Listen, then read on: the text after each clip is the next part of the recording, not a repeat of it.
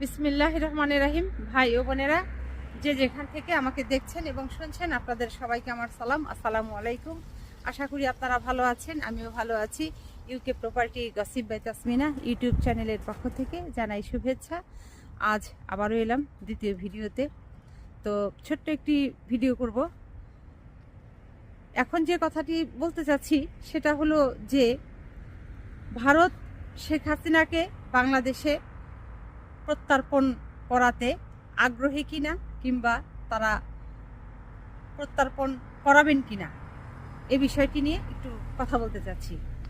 তো যেটি অনেকেই মনে করছেন, অনেক জ্ঞানীগুণী লোকেরা, তারপর অনেক আইন বিশেষজ্ঞরা যেগুলো মনে করছেন, কিংবা ভারতের যে এখন অবস্থা, মানুষের যে চাওয়া, সব কিছু মিলিয়ে যেটি মনে করছেন যে ভারতকে শেখ হাসিনাকে বাংলাদেশে প্রত্যর্পণ করাতেই হবে।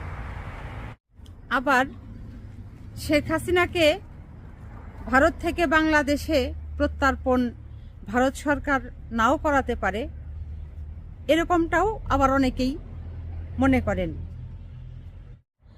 তো এবার আসা যাক, শেখ হাসিনা ভারত থেকে এই বাংলাদেশে আসবার কোন কোন দিক থেকে বেশি সম্ভাবনা।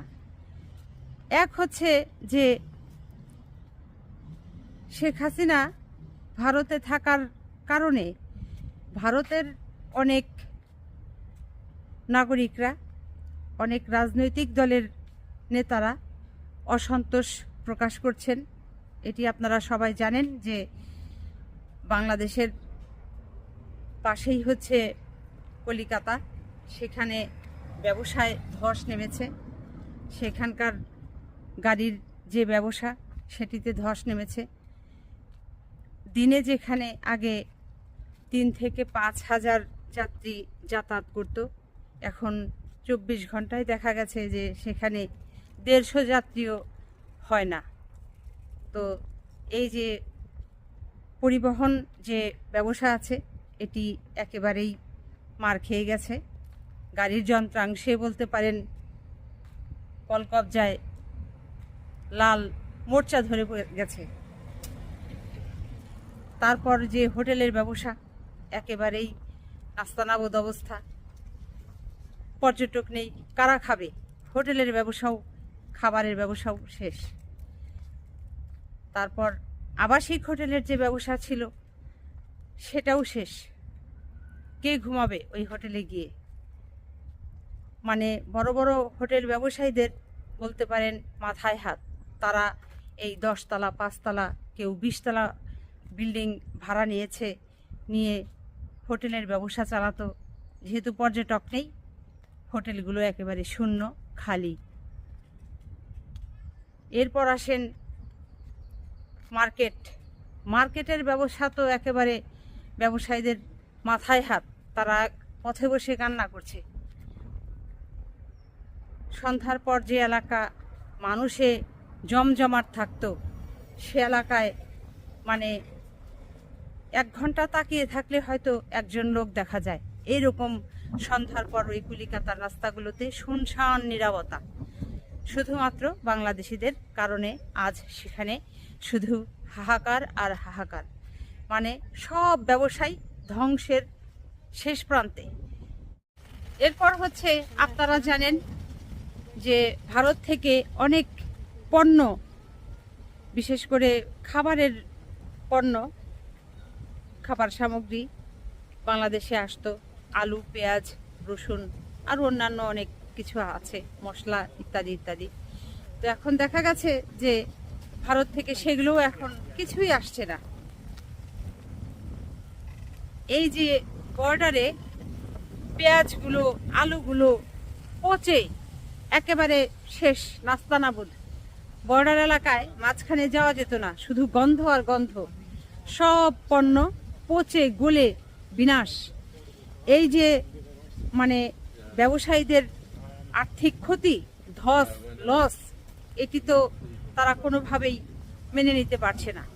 তাদের অনেক কান্নাকাটি শুরু হয়ে গেছে, যেন বাংলাদেশ তাদের কাছ থেকে পুনরায় আবার যে বাণিজ্যিক সম্পর্কটা আছে ওটি যেন ভালো করে, বাংলাদেশের মানুষজন যেন ওই ভারতীয় পণ্য এদেশে নিয়ে আসে। তো যাই হোক, এই সব মিলিয়ে একটা ছেঁড়াবেড়া অবস্থা মধ্যে ভারত পড়ে গেছে এই হাসিনাকে ঠাঁই দিয়ে। তো এই যে একটা বিরাট ব্যবসায়ী জনগোষ্ঠী, তারা চাচ্ছে না যে শেখ হাসিনা ভারতে থাকুক।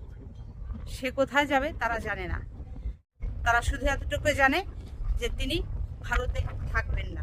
অতএব এই মোদী সরকার একটা ভালো চাপের মুখেই আছে। এরপর আসেন আরও একটা বিষয় যেটি অত্যন্ত গুরুত্বপূর্ণ, এখানে আইনের প্রচুর মারপ্যাচ রয়ে গেছে। সেটা হলো যে ভারত একটি স্বাধীন এবং সার্বভৌম রাষ্ট্র।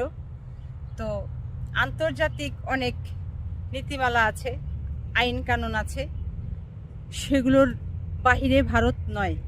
সেগুলো মেনেই ভারতকে এই চলতে হয়।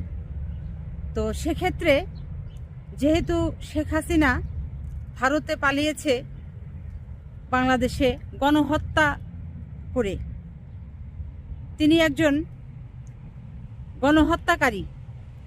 তো এই গণহত্যাকারীর বিচার কিভাবে হবে সেটি আন্তর্জাতিক আদালতেই হবে, এবং তিনি যখন অপরাধী সাব্যস্ত হয়ে যাবেন, তার বিপরীতে রায় এসে যাবে, তার শাস্তি কিভাবে হবে সেটির জন্য কিন্তু এই আন্তর্জাতিকভাবে কিছু আইন আছে।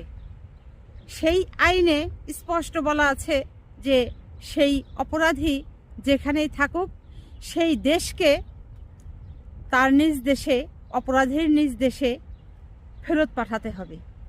তো সেদিক থেকে কিন্তু এই যে দেখেন, শেখ হাসিনার আন্তর্জাতিক অপরাধ ট্রাইব্যুনাল যেটা, সেখানে একের পর এক তার মামলাগুলো আসছে, কাগজপত্রগুলো দাখিল হচ্ছে, সেগুলো খসড়া প্রণয়ন করা হচ্ছে, সেগুলো এক পর্যায়ে চূড়ান্ত পর্যায়ে যখন যাবে, এগুলো যখন সব কিছু কমপ্লিট হয়ে যাবে, তার রায় চলে আসবে। সেই রায় যখন আবার ওই আন্তর্জাতিক যে সংস্থাগুলো আছে সেখানে চলে যাবে, তখন তারা সবাই মিলে বসে সিদ্ধান্ত নেবে এবং ভারতকে চিঠি দেবে যে এখন তাকে পাঠাতেই হবে, প্রেরণ করতেই হবে। এখন অনেকেই বলতে পারেন যে চিঠি তো প্রেরণ করেছে আরও 7 মাস আগে প্রত্যর্পণের জন্য, কিন্তু করেনি। সেই করা আর এই করার মধ্যে অনেক পার্থক্য আছে। আগে যেটি করেছে বাংলাদেশ একা উদ্যোগ নিয়ে করেছে, সেটিও একটি আইনের মধ্যে পড়ে, এটি করার নিয়ম আছে। আর এখন যেটি করবে, এটি এই আন্তর্জাতিক যে আইন আছে, নিয়ম আছে, পৃথিবীর সকল দেশের বড় বড় নেতারা মিলে, যারা আইন প্রণয়ন করেন, আইন প্রণয়নকারীরা মিলে সিদ্ধান্ত নিয়ে ভারতকে চিঠি দেবে।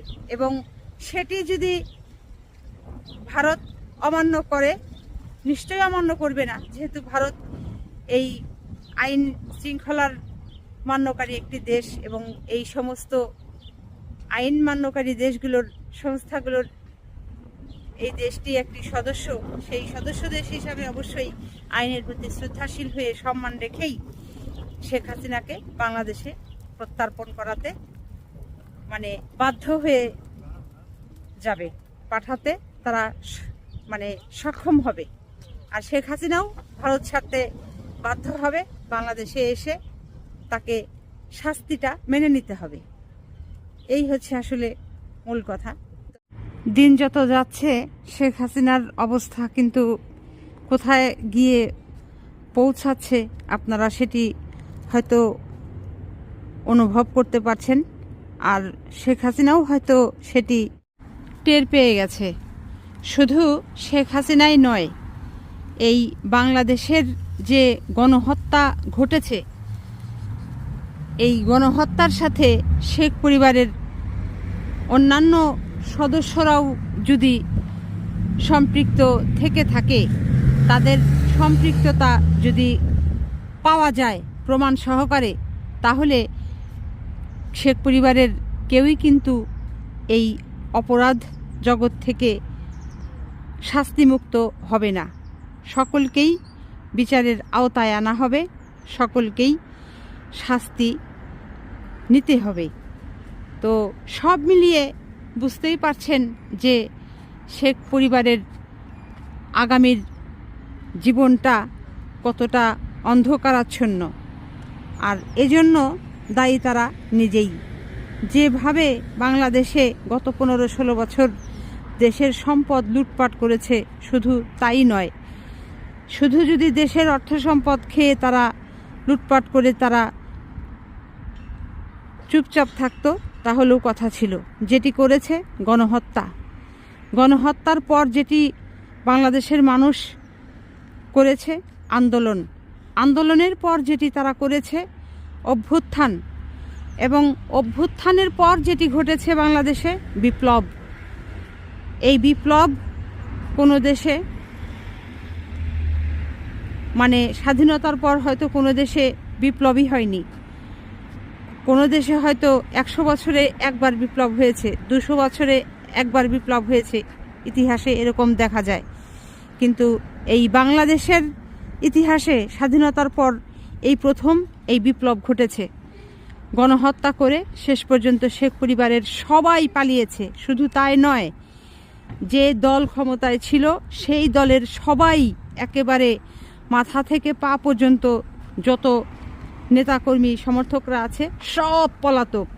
কিভাবে তারা দেশের মানুষকে অত্যাচার নির্যাতন করেছে, হত্যা করেছে, পুড়িয়ে মেরেছে, মানে সব কিছু একেবারে ম্যাসাক্কার করে দিয়েছে বাংলাদেশের।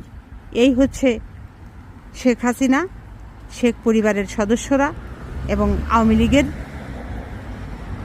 মন্ত্রী, এমপি, নেতাকর্মীরা। তো সব মিলিয়ে আওয়ামী লীগের আর নিস্তার নেই। শেখ পরিবারের সামনে কি কঠিন দিন অপেক্ষা করছে সেটি আপনারা বুঝতেই পারছেন। তো যা হোক, এই ছিল আসলে মূল কথা। আজ আর কথা বাড়াচ্ছি না। সবাই ভালো থাকবেন, সুস্থ থাকবেন এবং আমার জন্য দোয়া করবেন। আমার এই চ্যানেলটিতে লাইক, কমেন্ট, শেয়ার এবং সাবস্ক্রাইব করবেন। আসসালামু আলাইকুম, আল্লাহ হাফেজ।